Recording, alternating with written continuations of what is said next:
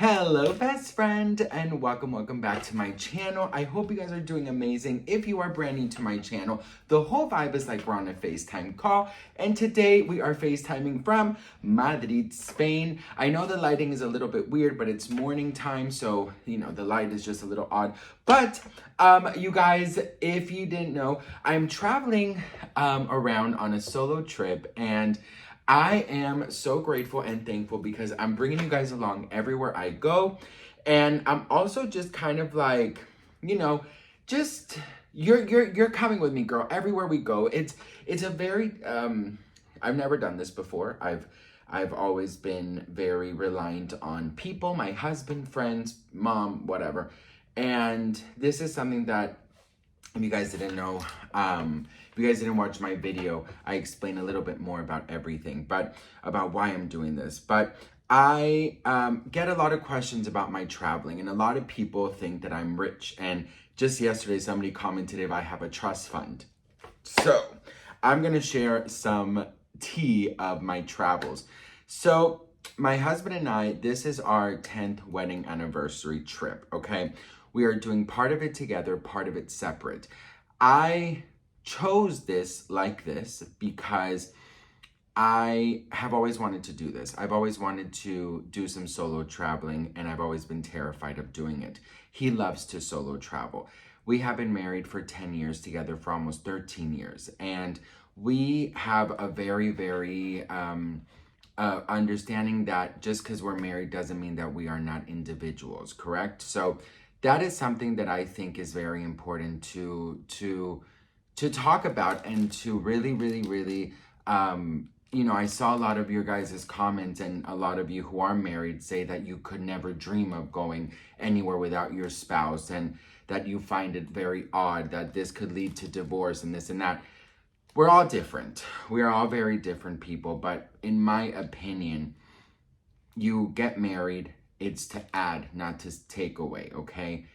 And I truly believe that being married is an amazing partnership, but you don't stop being an individual. So with that said, this is why we're doing it. But I wanted to talk about me being a trust fund baby, okay?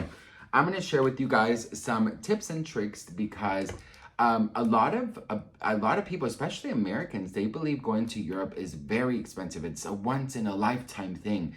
And that mentality is so wrong, you guys. It is so wrong because we think that this is so expensive. We think that this is crazy to get here. Our ticket to Europe, okay, was, and I saw my husband, he sent me I asked him because I wasn't sure. It was $325 exact.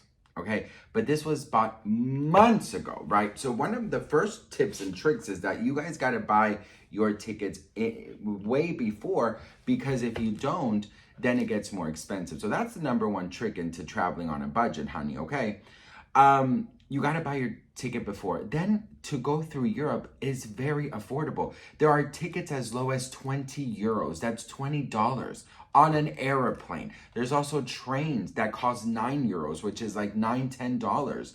Do you see the pattern here? So getting here, of course, yes, $300 round ticket. $300 is $300, especially if you're if you're in charge of your family, if you're the breadwinner. I understand everyone has different circumstances, but it took us some years to save up for this. So you don't have to be in a rush. Just start. Don't go out as much. Don't. My husband and I are not rich by any means. We are on a very tight budget, and we understand that there are sacrifices that you got to take. For example, not going out, not ordering out, $40 here, save, $20 here, save, $10 here, save, $5 here, save. So you see, this is how it is. And then to go around Europe is very affordable. And one of my tips and tricks is that every time I get to a hotel or whatever, I buy some food. And what I do is I make some sandwiches. So I don't get the breakfast, right? Because anyways, I don't want that much heavy food. And also, I do eat out, of course, once a day, and then maybe a dessert or something.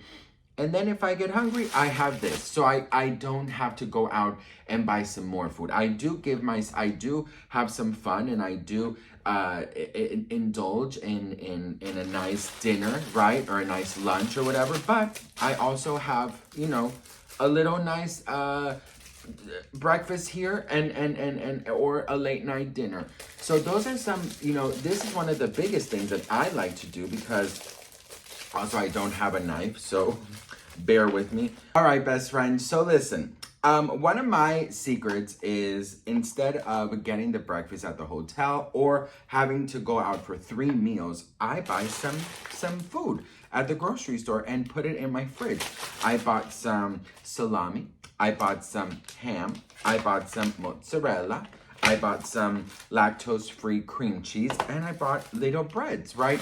I don't have a knife, so I'm using this tea or coffee stir. And this allows me to not spend that much, right? So I don't have to buy breakfast. I don't have, you know, I don't have to buy all 3 meals if I don't want to.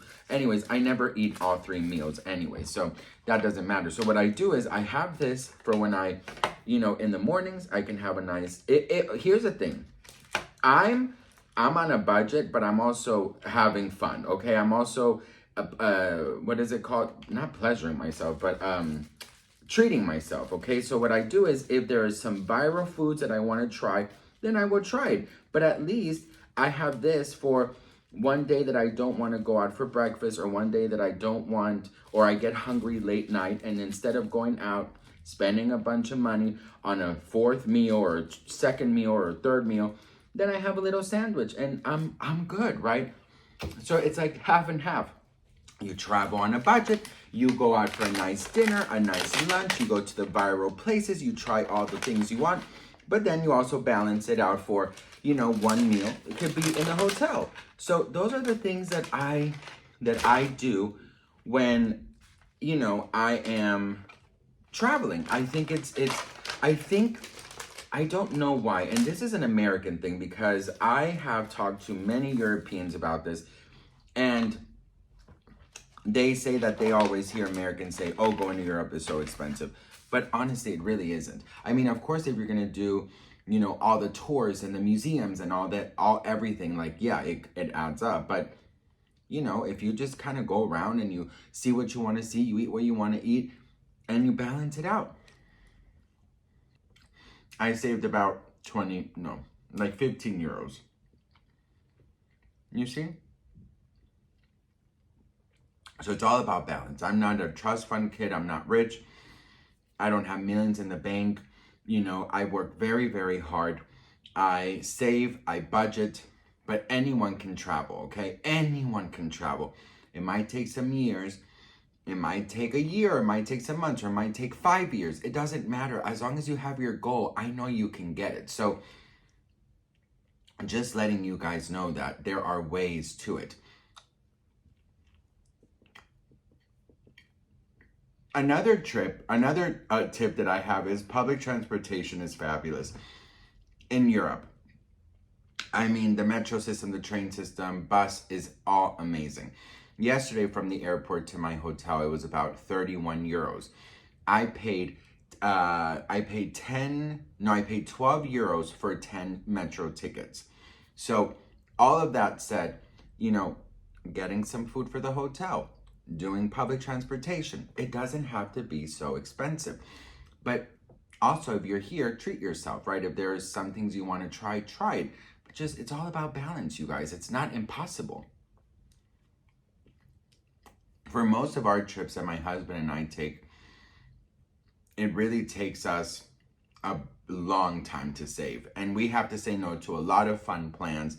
We have to say no to a lot of nights out, ordering out, going to restaurants. We have to say no to so many things because we want that trip. We like experiences for Christmas, New Year's.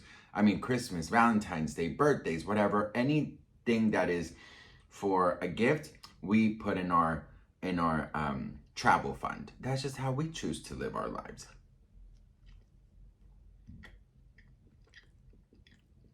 Another tip and trick that I have is, like I mentioned before, buying your tickets in advance.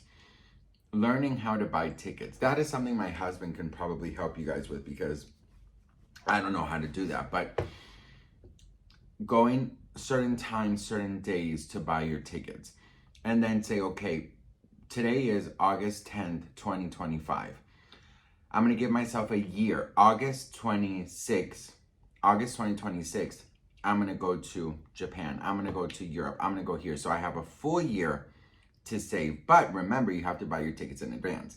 So give yourself a year and a half. So in half a year, you can buy your ticket and then save up for the other year. Do you know what I mean?